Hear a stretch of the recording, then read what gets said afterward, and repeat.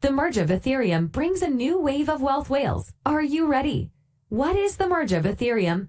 Ethereum is an open-source, decentralized, public blockchain platform with built-in smart contract functions and the blockchain network behind the world's second-largest cryptocurrency, ETH. Ethereum originally used the pow proof-of-work mechanism. The miners of the nodes compete for the block packaging rights according to their computing power and obtain rewards. Today, Ethereum relies on the pos proof-of-stake mechanism to bid farewell to the era of mining by large-scale mining machines. Holders can mine by staking Ethereum tokens ETH. The staking threshold is 32 ETH. In December 2020, Ethereum developers created a new network called Beacon Chain, which is essentially the new Ethereum. The network efficiency of the previous POW mining method is very low. About a dozen transactions per second are processed on average, and the on-chain confirmation of each network transaction or interactive data needs to pay a certain gas fee. The amount of this fee is determined by the auction price. The higher the bid, the sooner the request will be confirmed, and the lower bidding requests can only wait slowly. Therefore, when the market was hot last year, the gas fee for a contract was as high as tens or even hundreds of dollars. So after becoming POS mode, the efficiency of the network confirmation will be increased, and the cost of using the Ethereum network will also be reduced. Simply put, it's like checking in at the airport, and users with discounted tickets need to wait in line slowly. What are the implications and opportunities of the merge? The post-merge impact Part 1. Ethereum supply is dropping. On-chain data shows that Ethereum issuance is shrinking significantly since the merge, suggesting the asset is heading for deflation. According to Ultrasound Money, Ethereum's issuance rate has fallen by 98% since the merge, and its on-trend supply has dropped significantly over the past 30 days. Since Ethereum switched to POS, the network's supply has increased by 7.385.47 ETH. But under POW consensus, it would have increased by 128.422.13 ETH in the last 24 hours to the time of writing. The ETH supply under POS increased by 0.34%, while under POW, the supply increased by 3.86% during the same period. Some people think that the issuance of tokens has dropped, not only because of the change from POW to POS, but also because the activity of Ethereum has decreased significantly, which also means that the gas fee is lower. But in fact, before the Ethereum merge, when more ETH was still issued under POW, the online activity had also shown a downward trend. Why switch from POW to POS?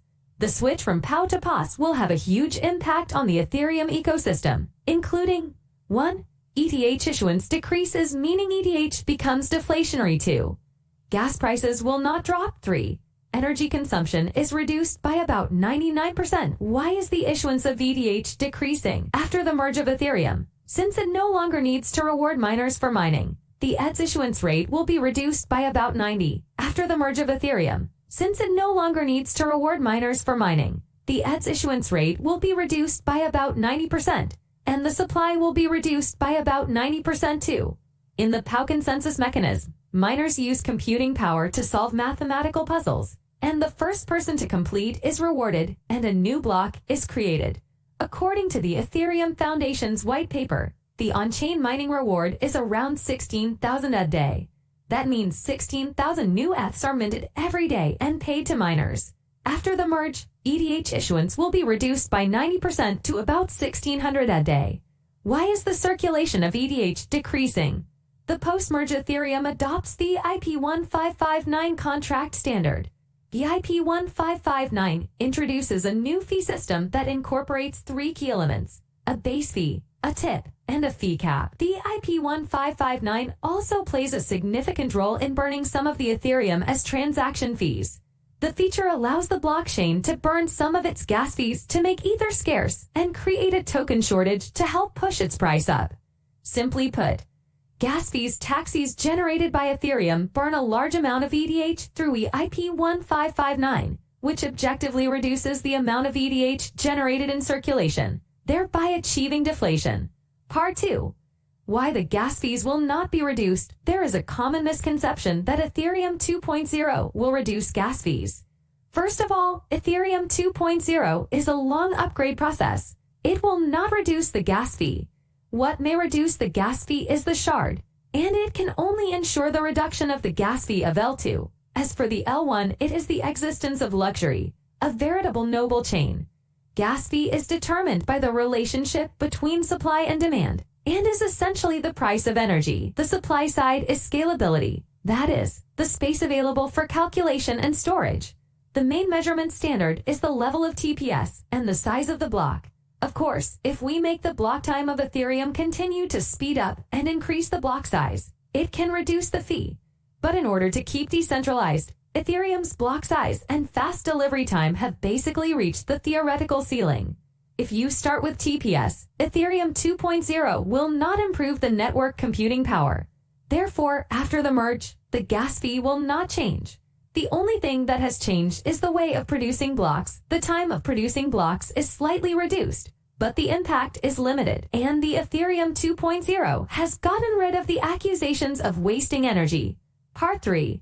Get rid of the accusations of wasting energy. Ethereum originally used the proof-of-work algorithm, which required thousands of miners to use mining hardwares to compete to obtain block packaging rights, consume a lot of electricity to obtain tokens, and get benefits. After the merge of Ethereum, the computing performance has not changed substantially.